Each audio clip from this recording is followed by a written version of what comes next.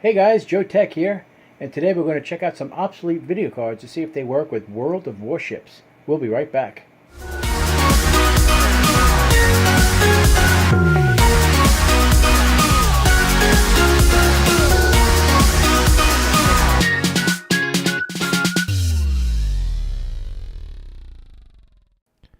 These are the video cards that we'll be using for our test. The PNY GT630, the EVGA 9500 GT, the EVGA 9600 GT, and the EVGA GT240. The platform is a Core i5 655K dual core with hyper-threading, 16 gigs of RAM, and a Gigabyte GA-P55A-UD3 motherboard. This platform is obsolete as well, which is why we are using this to conduct our tests.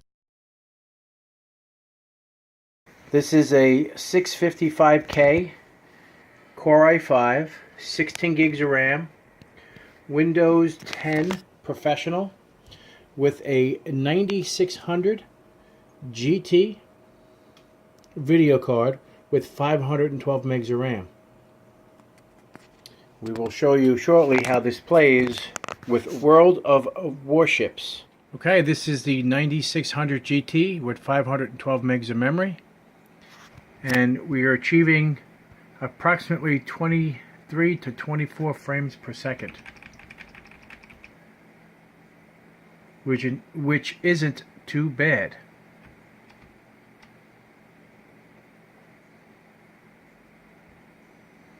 There's no sound on here on purpose.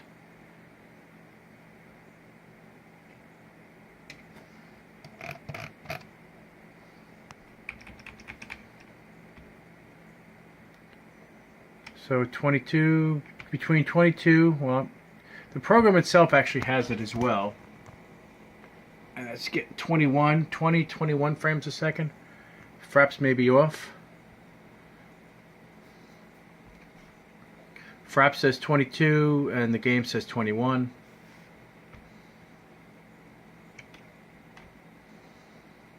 I'm not sure which to trust, but this is smooth. I mean, it's not like silky smooth, but it's like watching a movie at 24 frames a second. So this is respectable and it works. So if you really wanted to play the game and you only had a 9600 GT with 512 megs of memory, it will work. By the way, that is the minimum requirement for this game. It's 512 megs of memory. If you have 256, it will not work. It'll actually crash. On to the next video card. Our next test is a 9500 GT with 1 gig of RAM, no external power, unlike the 9600 GT we just had. That requires one 6-pin external power. Back in the day, video cards used to use a heck of a lot of power, so we're going to check this out. Again, same CPU, same memory, same operating system, and we're going to check it out. This is the 95 GT with 1 gig of RAM. The frames per second is absolutely terrible, but if you can live with 9 frames to 10 frames a second, I guess you could still technically play it. It's taken forever for it to come online here, even just and to display the ship that's supposed to be here that doesn't exist, as you can see it. There should be a ship here, and there isn't any. 95 GT is, I would think, the absolute lowest video card I would use. If you notice, it's 6 frames a second down there. Yeah, there is the ship. This has 1 gig of memory on the video card, but the GPU is just too slow. It is really struggling. Obviously, this is a single, it's doing 60 frames a second now if you look at the lower right, but there's no video movement. So this is a stagnant picture. So we'll be going live shortly I already recorded it. It was just, I'll show you. We're doing about, what does it say, 10, bounces between 10 and 9 frames a second.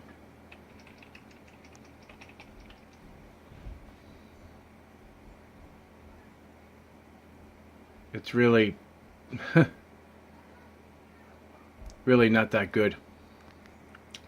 Okay, we're moving, and let me steer.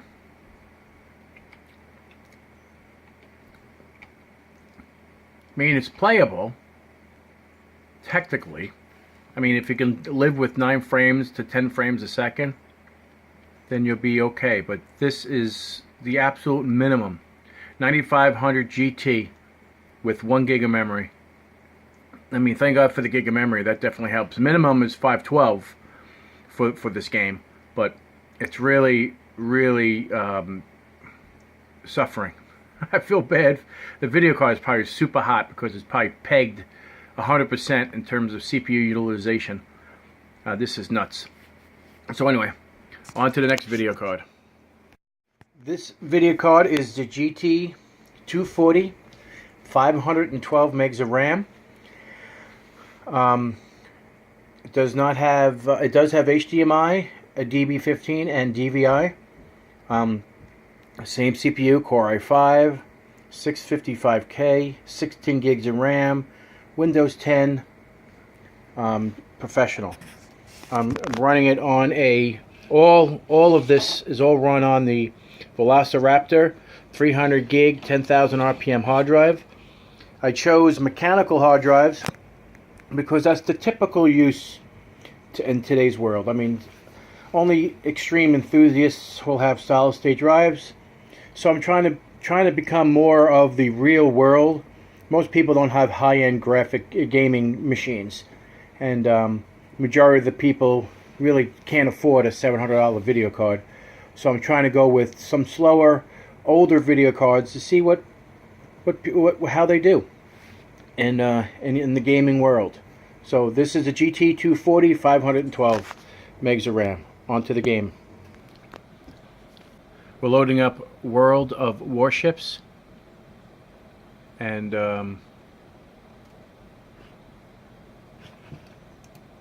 make sure Fraps is running.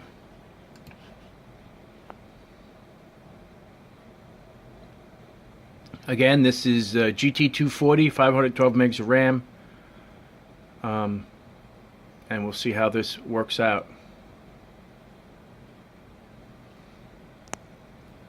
I'm going to assume that it's going to kick its butt.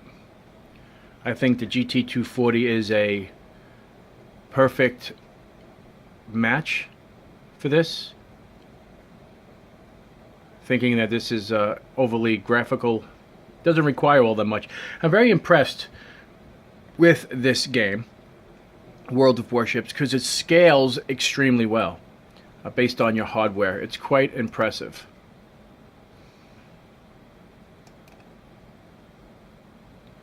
So I'll see how quick this thing comes up.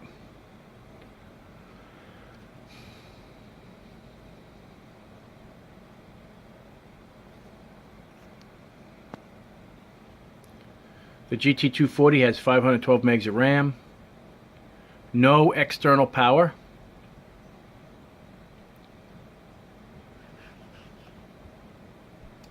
Let's see how she does.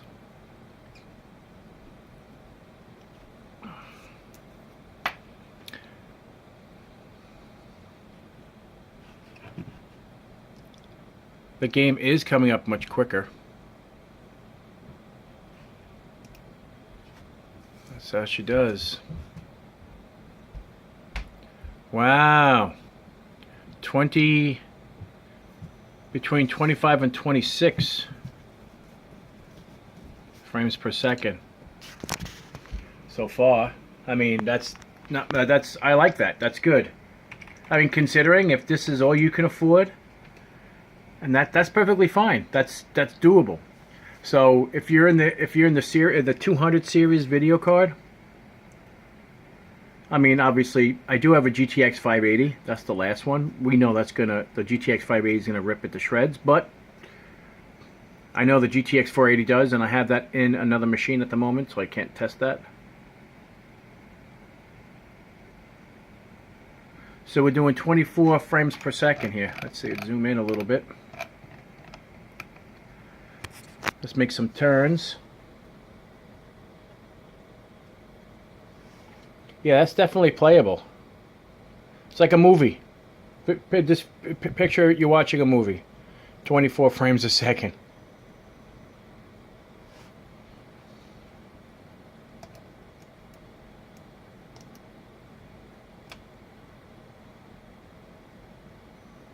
It's acceptable. I like. And it looks nice too. It's not like terrible.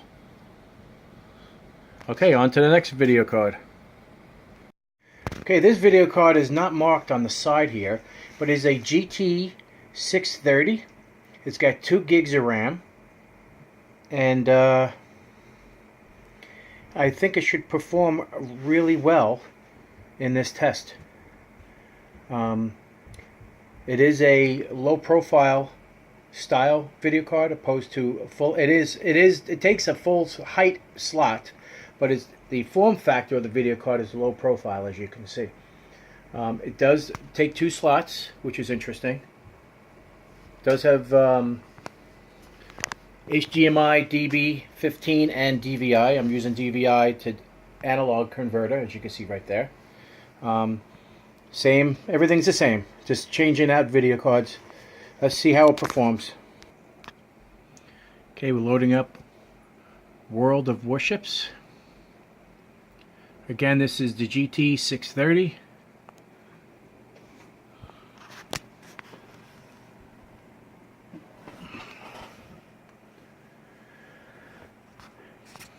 A GT 630, 2 gigs of RAM. I think this should perform really well. So far, the 9600 GT and the GT 240 are very similar in performance. See, that's the reason why we do these tests. Because we don't know. No, I don't know, rather.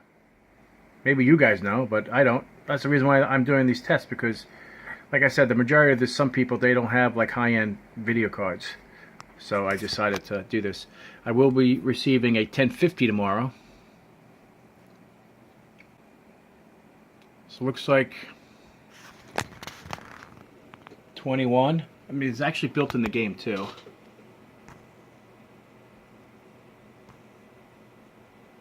Twenty, 21 frames a second. I'm surprised.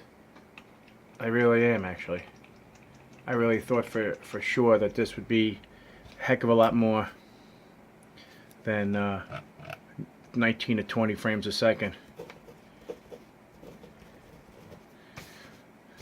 But it's not about, it's all about the chipset, not about the memory. The memory helps in terms of how much, you know, how much textures and stuff could be loaded in, but so this is 20 frames per second, between 20 and 21 frames. Do some turning. 18, 19. I'm sure that video card is quite hot. 18. Did I drop down to 18?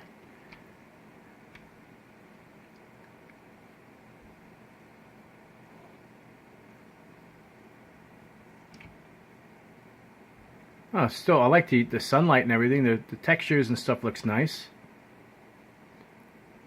It's pretty looking. I'm sure if I lower the resolution, if I lower the texture quality and stuff like that, it'll come out better. Okay, on to the next video card.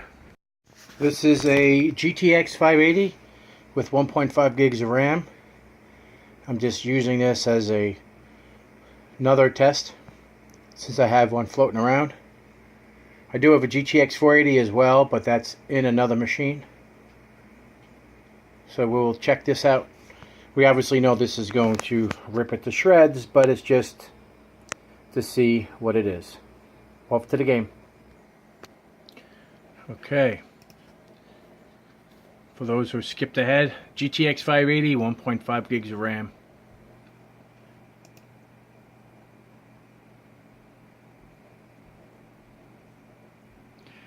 As expected, 60 frames a second. Up here says 58.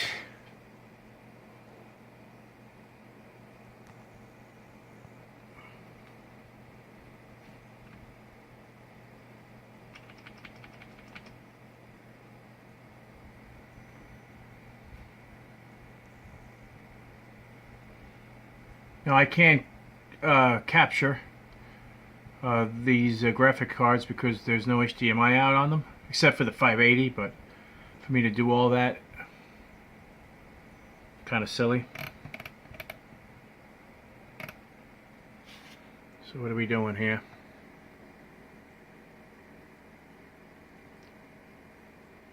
It says 60 down there, 58 up top. But it looks smooth, looks great, no issues whatsoever. Obviously, the better the graphics card, the better, you know, it's going to work. If you can still find a GTX 580, I guess, if you really wanted to play this particular game, but it was really mainly for the old obsolete technology, just in case you have those floating around and you had one of these old Core i5s floating around, the second generation. Actually, it could even be first generation. 655K Core i5. It only has 2 cores and hyper-threading, so it's essentially almost a Core i3 in theory, because that's what they are now. Dual core with hyper-threading, and Core i5s do not have hyper-threading.